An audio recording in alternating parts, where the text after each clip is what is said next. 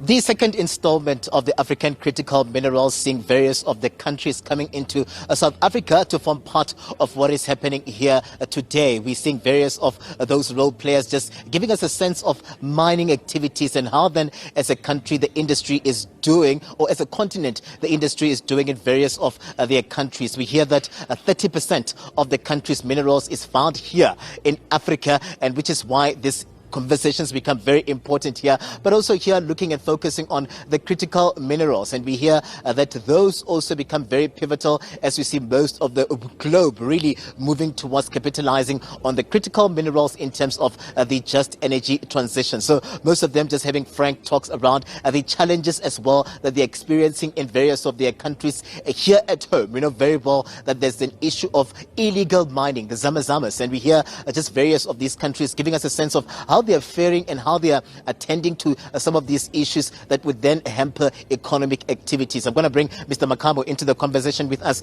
just giving us a sense of how they're doing it there in Mozambique. We know very well that minerals, we know that the endowments are here on the continent, and there is a need then to really be focused in terms of ensuring as well that we push for development on the continent, looking at this capitalizing on these minerals so they work for the greater economies. Welcome to the SABC. Maybe give us a sense of how are you guys doing it? How is the mining activity, just the industry doing there in Mozambique? And then we'll go into critical minerals and how then we find you here. Welcome to the SABC, sir.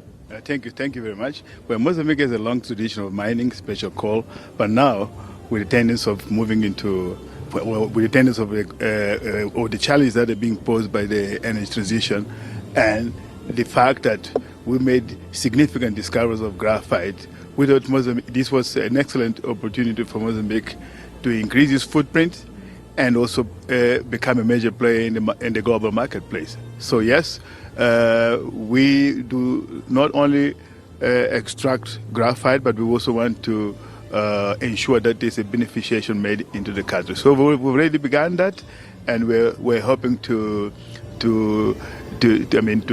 increase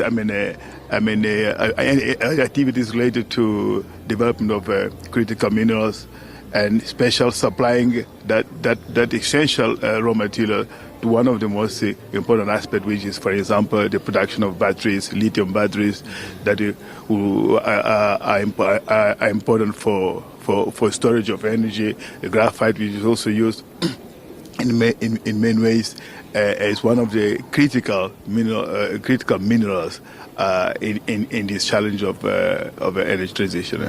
Where are you as Mozambique in this efforts towards the just energy transition, and also in terms of energy as well? Are we seeing you really just moving up in terms of ensuring that there's electrification of Mozambique and capitalizing on some of these resources that you have, and the discoveries as well, in ensuring that this sail is a smooth one, especially towards the just energy transition? Well, I think we're doing well, because remember, we already are producing hydro energy, and we also have huge deposits of natural gas, which is also in some way considered as an energy transition element. So, and which is already being exploited.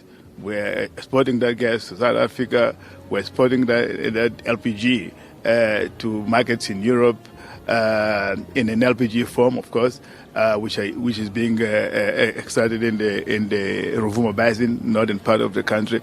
So, in terms of energy transition, I think we're doing well. But again, as I said, we want to expand. That footprint and getting ourselves involved in other aspects like exploration of a value addition into graphite, which we have huge deposit in the country, and lithium, and rare earths, which are also very important for any technology that is being used. With those critical minerals as a base, as a base of a raw material, as a core raw material. Yeah. And just before we let you go, Mr. Makamo, here at home, as we speak right now, there are challenges with illegal mining. We call them zamazamas. I don't know what you refer to them there in Mozambique as, but it all points to illegal mining. And also, most people are saying that there is a need to formalize just small-scale mining and artisanal mining so that we attend to some of these challenges that we have on the ground. How are you guys faring? How are you tackling this issue, if indeed it is an issue as well for you guys there in Mozambique? Yes, it is a big issue, unfortunately.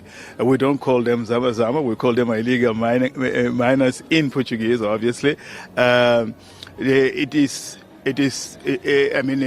We observe a lot of these illegal activities in the provinces of Tete, Manica, and Niassa, where people are extracting gold using mercury, which, as you know, is a highly pollutant. It pollutes the rivers, and people then after have to use that water, and which could cause health problems to people. So it is our biggest challenge, and one way of trying to mitigate that is to try and integrate the communities in any mining project that we have, because our understanding, or the understanding of the government, is that the more you integrate the communities, or the more the communities feel as part of that development, the less likely they are going to be involved in such illegal activity. We need to explain, to educate the communities about the dangers of embarking into those practices, but again, how can they best also benefit if they go into legal practices? Okay, so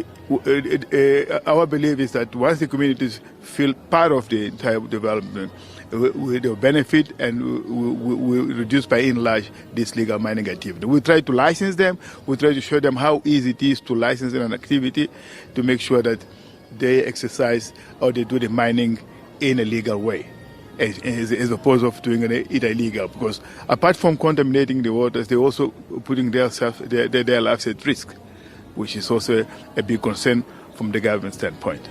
Mr. Makamo, thank you very much, sir, for coming through. Sergio Makamo coming through as the commercial councillor from Mozambique, just giving us a sense of how they are tackling some of these issues. And you see them really saying that when you look at it, there are lessons to be learned here as we see the global south move to capitalize on these minerals. And today we'll see various of those ambassadors and just countries coming through just to give us a sense of how they are doing. DRC just a moment ago was giving us a sense of how they are faring, but also South Africa looking at capitalizing and strengthening its strategy where these issues are concerned. I'm Katlego Legodi for SABC News at the Africa Critical Minerals Summit at the Sandton Convention Center.